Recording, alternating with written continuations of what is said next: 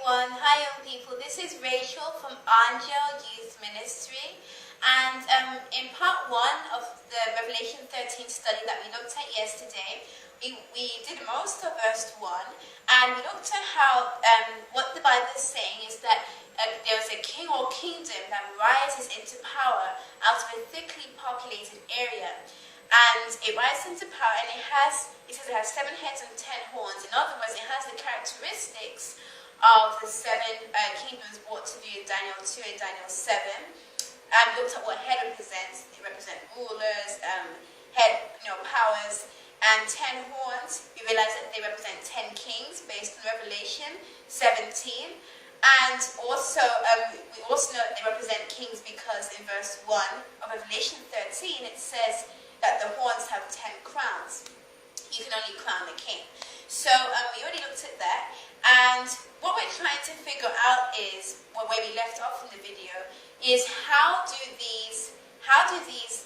this beast carry the characteristics of blasphemy with each of these heads? We see it has 7 heads, so maybe I should rephrase that. How do these 7 heads have blasphemy? And because whatever these 7 heads have when it comes to blasphemy, those are the characteristics that this beast has. Now, we haven't established who or what this beast, what kingdom exactly this beast is. We'll get to that in a minute. As we go through the study, you'll be able to fully understand just exactly what power in this world this beast represents. It'll be so clear. But right now, let's look at the blasphemy part. But let's turn our Bibles. First of all, we need to understand what is blasphemy in the Bible. Well, the first scripture we will need to go to is John 10:33. And John 10:33 says, the Jews answered him, this is Jesus, they answered him saying, for a good work we stone thee not, but for blasphemy. And this is the definition of blasphemy.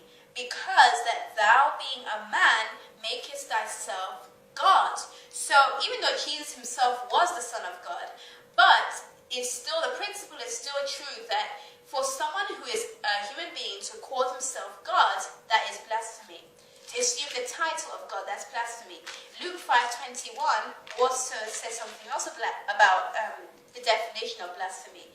And it says, and the scribes and the Pharisees began to reason, saying, who is this which speaketh blasphemies? Who can forgive sins but God? So their problem was that, okay, once again, Jesus was able to forgive sins because he was God. But the principle that underlies this passage here is that blasphemy is, in Luke 5:21, is when you assume the prerogatives of God, assume the power that only God can have. And in this case, it was to forgive sins, to absolve sins. So the 2 definitions of blasphemy are, number 1, to assume the title of God, and number 2, to assume the prerogatives and the power that only God can have. So let's get back to Revelation 13.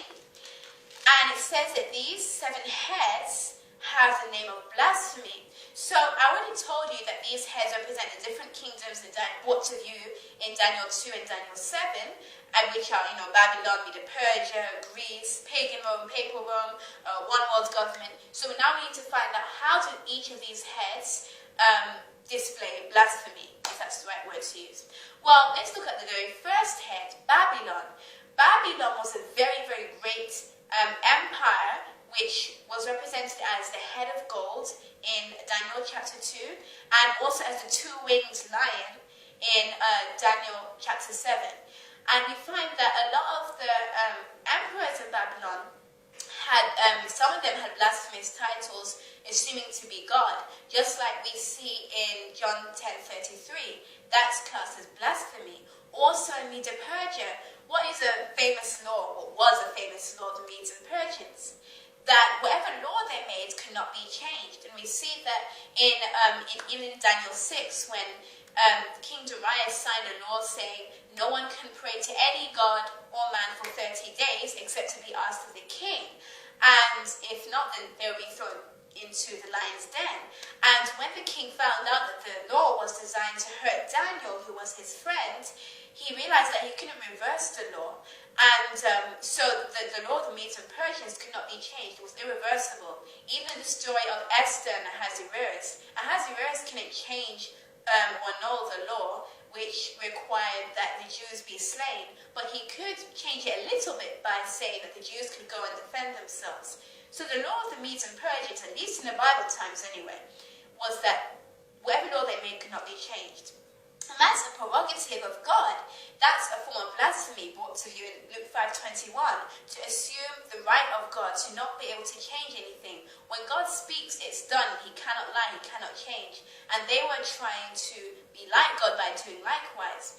Also, we find in Greece, Alexander the Great, he assumed the title of God as well. And in Rome, many of the emperors of Rome, Domitian, Diocletian, those people, and even Nero, assumed the title and the authority of God. And even the papacy himself and the Pope of Rome, claiming to be vicar of the Son of God and God himself, even the priests, in one of the encyclicals, they called the old encyclicals, they called the priests, God themselves, because they had powers which only God can have. So we see that this is blasphemy. So this power that comes out of the thickly populated area is a kingdom that professes to have the prerogatives of God, the powers that only God can have. Get that in your head. And number two, we also understand that it has the title of God. It doesn't have the title of God, but it claims to have that title. So let's move on to verse 2. It says, "The beast which I saw was like unto a leopard, and his feet were as the feet of a bear, and his mouth as the mouth of a lion. And the dragon gave him his power and his seat and great authority."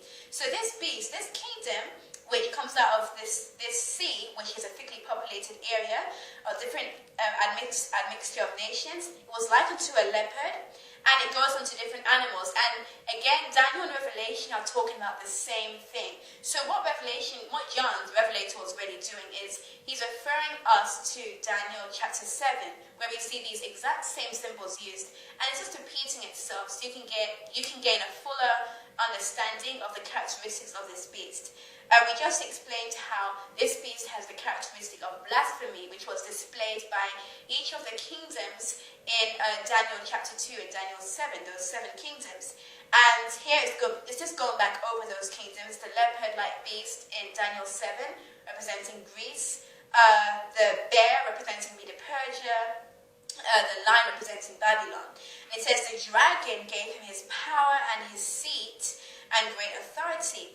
Now, again, remember, we want to dissect every single symbol. So before we get into the power, seat, and great authority, we need to find out who exactly or what is represented by the dragon, because unless we find out what that means, we won't be able to understand how the power and the seat and great authority are given. And we won't be able to fully understand who this kingdom is that rises up out of the sea. So let's find out, what does the dragon represent?